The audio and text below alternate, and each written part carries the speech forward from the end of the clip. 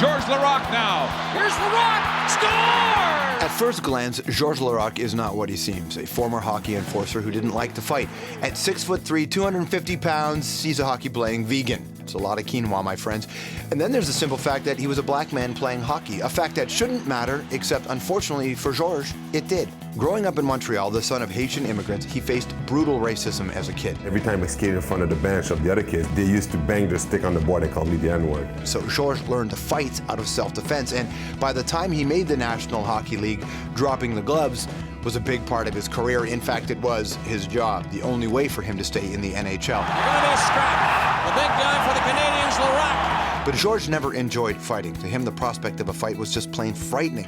So what's it like to wake up every day and face that kind of fear? Well, one outlet for Georges was volunteer work, and since his retirement last year, he's kept busy. He became the deputy leader of the Green Party, campaigned with Elizabeth May. Plus, in the past 2 years, Georges has made multiple trips to Haiti, raising money for earthquake relief. He also waded into the hockey fighting debate, and when Don Cherry attempted to echo Georges' sentiments, Grapes got himself into a heap of trouble. Bunch of pukes that fought before you turncoats, you hypocrites. Now there's a new memoir, Georges Laraque, the story of the NHL's unlikeliest tough guy. It's a book that goes a long way in exploring why Georges isn't one to back down from a fight, either on or off the ice. Please welcome to the show, Georges Laraque. How are you, buddy? Very good, how you doing, man? Good to see you, man. Nice to see you, man. Welcome. Thank you. Good to see you. Thank you. I mean, the last time you were here, you were an eliminated Battle of the Blade couple. So That's this right. is it's nice to actually sit down and be able to talk to you. Thank you. How are things? What's happening? Things are really, really good. I'm really busy. Actually, I need to play hockey to have some more time off. Yeah. Because I've never been as much busy as my life. But I'm having lots of fun. And my book that just came out, and that's awesome. In French and English. That's right. The unlikeliest tough guy. Yeah. Why is it unlikely? You're a big dude. You would think that growing up that you would be the tough guy. Yeah, but it's just that book kind of breaks stereotypes. You know, when you fight for 13 years in the NHL, people has an image of you. And telling my story from the time I grew up to today really helps people to get to know me as a human being. And I think that's so much more important than just what I did for a living. Now, is your post-hockey life what you thought it would be? Well, yeah, in a way, yes, because I was always involved like this when I was playing. And, you know, always busy. Every team that I've played on, Edmonton, Phoenix, Pittsburgh, Montreal, they assigned me someone just to do my schedule for charity works, because 3-4 times a week I get involved with all stuff in the community, everywhere, schooling, hospital. I love doing that. That stuff was got to give me fuel to help all people realize how lucky that I was, because you know, sometimes I look at life and maybe I shouldn't be here today, because my parents were born in Haiti. Yeah. They came here at 20 years old, and my mom born in Port-au-Prince. The tragedy that happened, if they stayed there, maybe I'm dead today. So I'm so thankful that the fact that I'm here, that I try to do so much and help out down there at the hospital that we're rebuilding with World Vision and the National Player League Association. So doing all type of stuff to show that I'm here for a purpose and try to do things better around the world around me. You spent obviously a lot of time there pre and post the tragedy, but talk to me about where it's at now in your mind. Yeah, it's a little bit better than it was in terms of cleaning up. I've been there 4 times since the earthquake.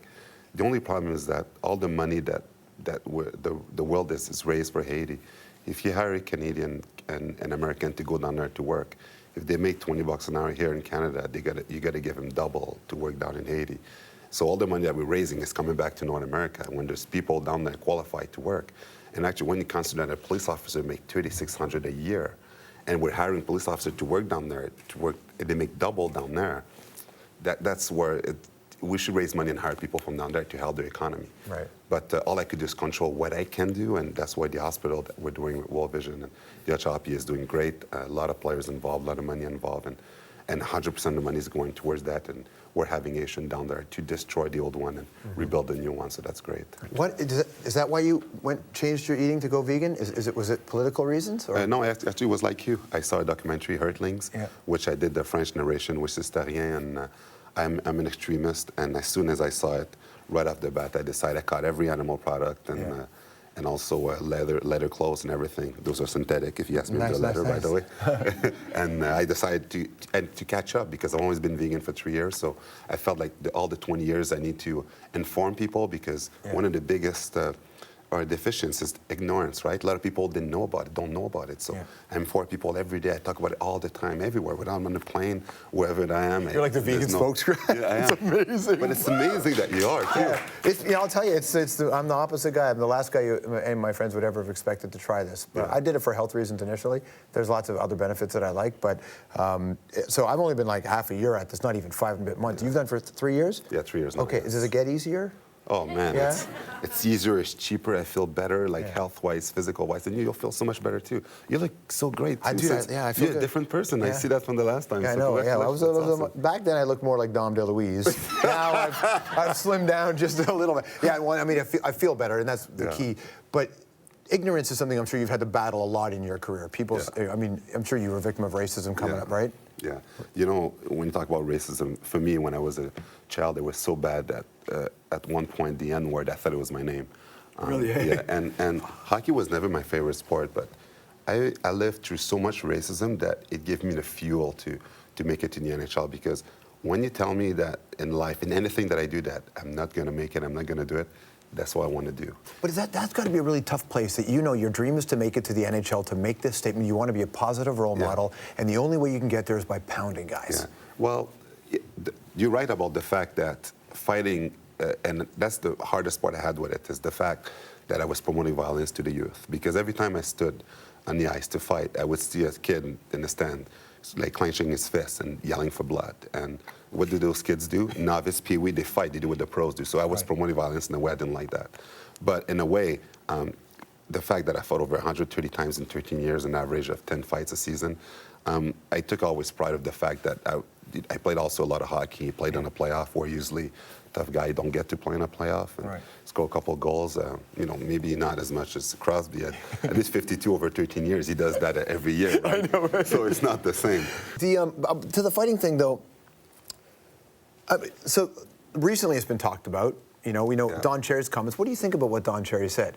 Well, he kind of said something similar to what I've said, but I just didn't mention any names and didn't call them people pukes. But what I've said before is that anybody that used to fight for a living in the NHL, fighting for me, that's what has put bread on the table, I became the person I am today, successful.